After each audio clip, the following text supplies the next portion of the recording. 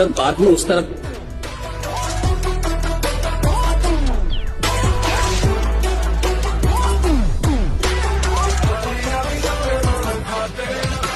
Hello, कोई यहाँ आएगा प्लीज? जरा वहाँ जाओ। मैं यहाँ देखती हूँ, तुम जाओ ना। क्या हुआ? तुम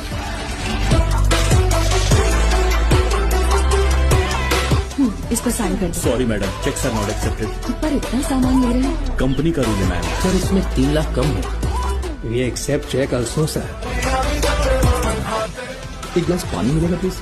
सर वहाँ पर सामने है। This is India. चीजें खरीदने के लिए पैसे दिखाना जरूरी है, लेकिन इज्जत खरीदने के लिए पैसों का रोब दिखाना जरूरी है।